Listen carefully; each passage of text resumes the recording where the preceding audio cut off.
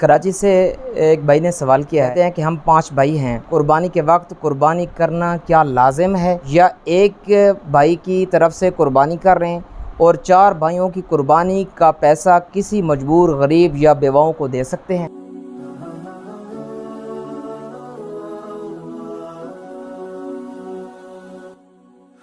السلام علیکم ورحمۃ اللہ وبرکاتہ۔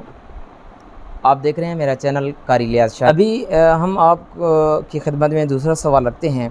کراچی سے ایک بھائی نے سوال کیا ہے، کہتے ہیں کہ ہم 5 بھائی ہیں، قربانی کے وقت قربانی کرنا کیا لازم ہے یا ایک بھائی کی طرف سے قربانی کر رہے ہیں اور 4 بھائیوں کی قربانی کا پیسہ کسی مجبور غریب یا بیواؤں کو دے سکتے ہیں؟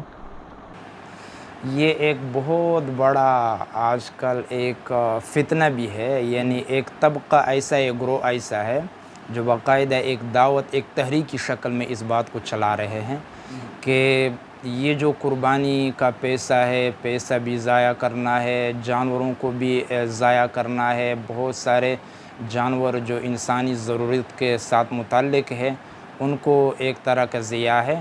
تو قربانی کرنے سے بہتر ہے کہ یہ جو غریب مسکین ہے، بیمار ہے، لا علاج ہے، یا دوسرے جو یعنی جہاں پر مصارف ہے ان میں لگا دیا جائے پیسہ۔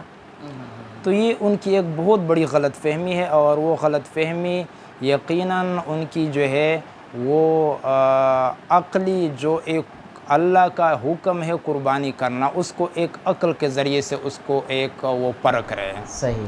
حالانکہ بہت سارے قربانی کرنا واجب ہے، اور کسی واجب کی ادائیگی کے لیے اسی واجب کو ادا کرنا ضروری ہے۔ صحیح۔ وہ دوسرے واجب سے وہ ادائیگی وہ پوری نہیں ہوتی، یعنی اس کا نعمت بدل نہیں ہے۔ ہاں، مثال کے طور پر اگر کوئی شخص، کسی شخص پر نماز واجب ہے، تو اب نماز واجب ہے تو اب وہ شخص کہے کہ یار نماز تو واجب ہے، تو نماز کا معنی ہے دعا، تو اس لیے نماز کے بجائے دعا کرو، تو اس لیے اب وہ دعا کے ذریعے سے وہ نماز کا وجوب ساقط نہیں ہوتا۔ اس لیے یہاں پر بھی جب ایک بھائی قربانی کر رہا ہے اور بقیہ 5 بھائی یا 4 بھائی پر بھی قربانی واجب ہے، تو اب وہ کسی اور جگہ پر، کسی اور مصرف پر وہ پیسے لگا دے تو پھر ان کی وہ قربانی ادا نہیں ہوگی، اور اس سے وہ وجوب ان سے ساقط نہیں ہوگا، اور اس قربانی نہ کرنے پر وہ گنہگار ہوں گے۔ صحیح۔ اس کی بہت ساری تفصیلات ہیں جس کی طرف میں ابھی نہیں جانا چاہتا، جو یعنی جو منکرین حدیث یہی اعتراض اور یہی ایک طرح کا شوشہ چھوڑ رہے ہیں۔ انہوں نے بھی یہی کہا کہ ہم جہاں پہ رہتے ہیں اس ایریے کے اندر اکثر لوگوں نے پمفلٹ بنا کے یہ شائع کیے ہوئے ہیں کہ آپ ان لوگوں کو نظر انداز مت کریں جو غریب ہیں، بیواہ ہیں یا مساکین ہیں، ان کو نظر انداز مت کریں۔ اگر 4 بھائی ہیں تو 4 میں سے ایک قربانی کریں، باقی ادھر جو ہے نا باقی مصارف پہ جو ہے نا پیسہ لگائیں۔ تو یہ پمفلٹ بنا کے انہوں نے شائع کیے ہوئے ہیں، جس کی وجہ سے انہوں نے سوال پوچھا ہے کہ کیا اس کی کیا حیثیت ہے۔ بہرحال مجھ آپ کا بہت شکریہ، آپ نے بھی بہت اچھا جواب دیا۔ اگر یہاں پر میں کچھ ایک اور بات کا اضافہ کر دوں کہ قربانی کا جو وجوب ہے وہ قرآن سے بھی ثابت ہے، احادیث سے بھی ثابت ہے۔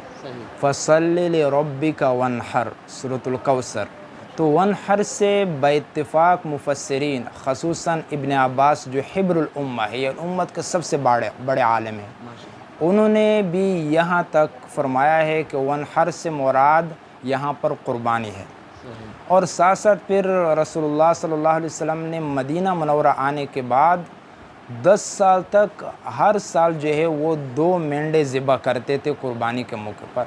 اور ساتھ ساتھ ایک حدیث بھی ہے، من کان لہ سعۃ ولم یضحی فلا یقربن مصلانا، اتنی بڑی وعید کہ وہ ہمارے عیدگاہ میں بھی نہیں، یعنی اس سے سوشل بائیکاٹ کرو۔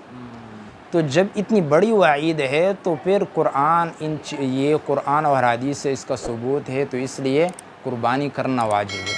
اور عقلی دلیل ان کے لیے یہی ہے کہ اگر کوئی شخص بیمار ہے، سر میں درد ہے، تو سر درد کے لیے ایک گولی اور پیٹ درد کے لیے الگ گولی۔ اب سر درد کا کوئی گولی کھائے تو اس کی وجہ سے پیٹ کا درد ختم ہو جائے، یہ ناممکن ہے۔ تو اب یہاں پر قربانی نہ کرے اور اس کی وجہ سے وہ کسی اسپتال میں، بیمار میں یا کسی غریب مسکین کو پیسے دے دیں، تو وہ قربانی کا جو ایک وہ ہے مقصد ہے وہ فوت ہو جاتا ہے اور پھر وہ واجب جو ہے وہ ادا نہیں۔ باقی ملاقات باقی، والسلام۔